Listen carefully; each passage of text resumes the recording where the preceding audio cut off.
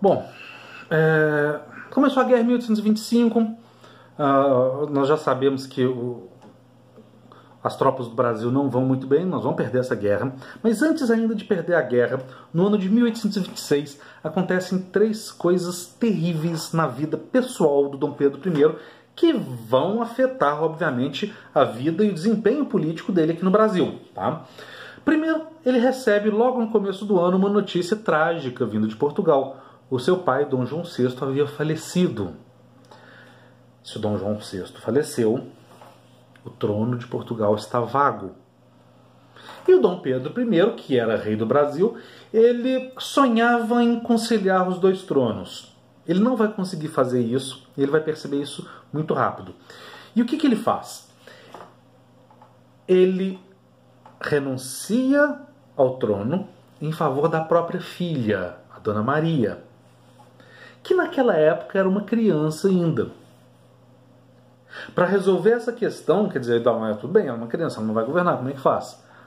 Ele convence o irmão caçula dele, Dom Miguel, que falavam as más línguas, que não era exatamente um irmão, era um meio-irmão, porque supostamente o Dom João VI não tinha relações conjugais com a Carlota Joaquina há mais de 2 anos, quando ela se engravidou. Então tinha gente que falava que o Dom Miguel era filho de um nobre lá de não sei quantas, uns falavam que ele era filho do jardineiro, ele parecia muito com o jardineiro, segundo relatos da época, mas foi registrado oficialmente como filho de Dom João VI e era legítimo herdeiro,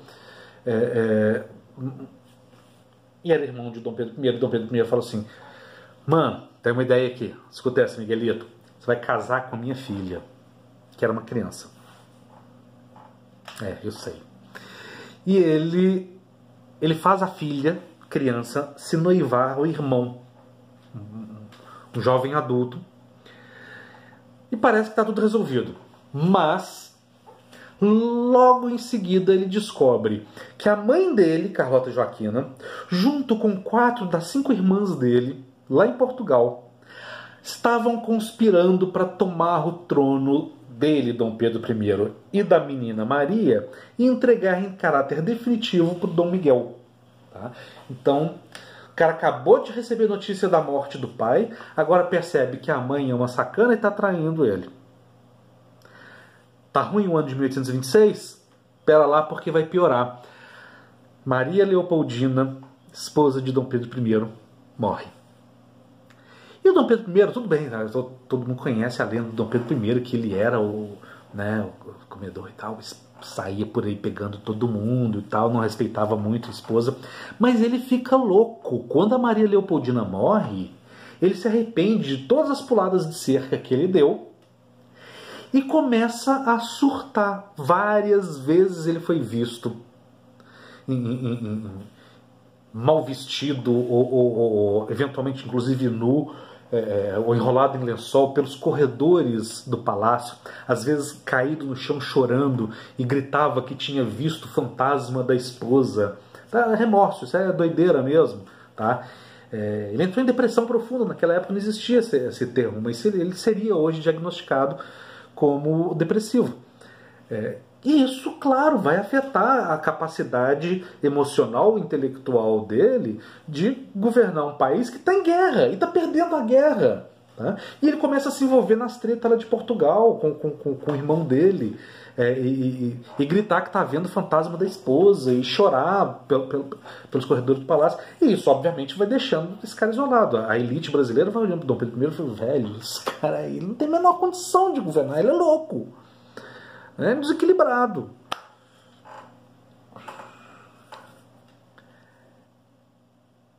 Bom, e ele vai ficando isolado.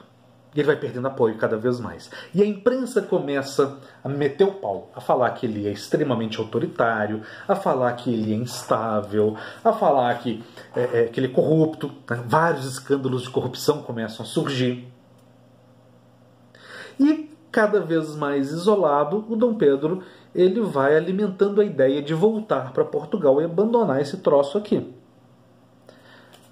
Eis que nós chegamos no ano de 1830, um jornalista que estava cobrindo uma revolução lá na França Uma revolução justamente que começou quando a imprensa criticou o rei Carlos X, né, e o rei resolveu fechar os jornais e o povo foi para as ruas e derrubou o rei.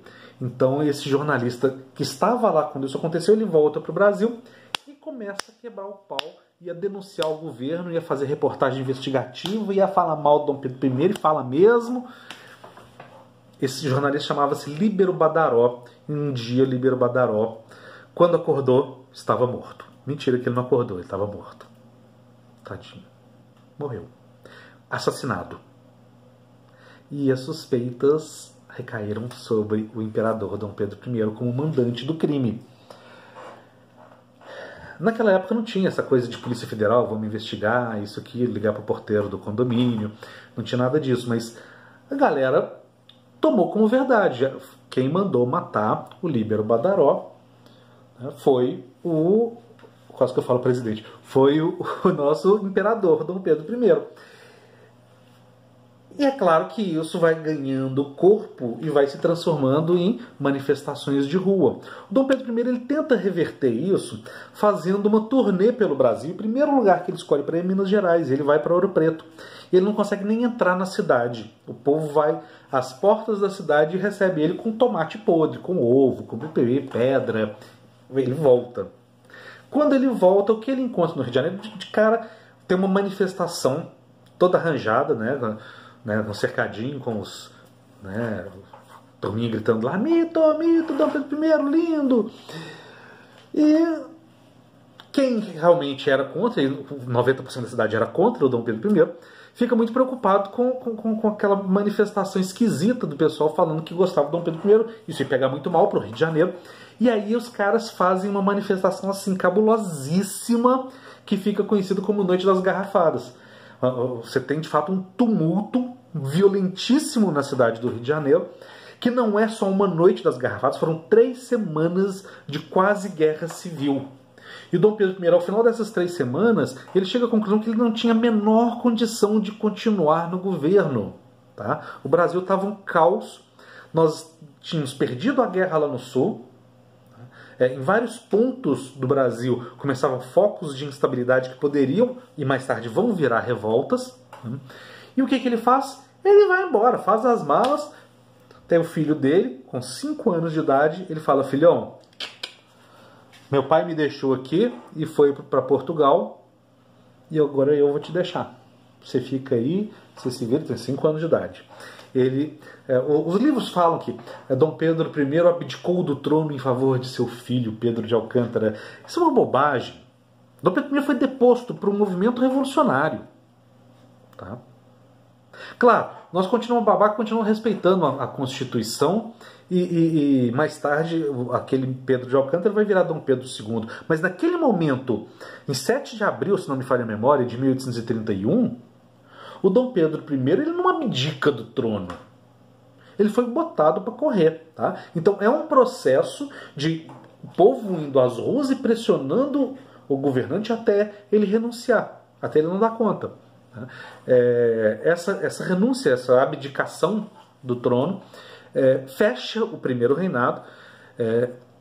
No material que eu escrevi para vocês, eu encerrei esse capítulo dizendo justamente isso. O primeiro reinado é o segundo momento mais turbulento, mais instável, mais violento da história brasileira. Eu acho que eu escrevi lá, é a segunda década mais violenta, porque a primeira mais violenta, a primeira mais instável, a primeira mais turbulenta é a que vai se seguir agora, que é a década de 30, é o período regencial, que é assunto do nosso próximo encontro, do nosso próximo bloco de aulas. Por hoje, nós encerramos. Eu quero que vocês fiquem bem, que estudem muito e que cuidem muito da saúde. E se tudo der certo, semana que vem tem vacina e não tem mais Covid, e a gente está se encontrando na sala de aula e vai ser tudo lindo, tá? Um beijo, até a próxima.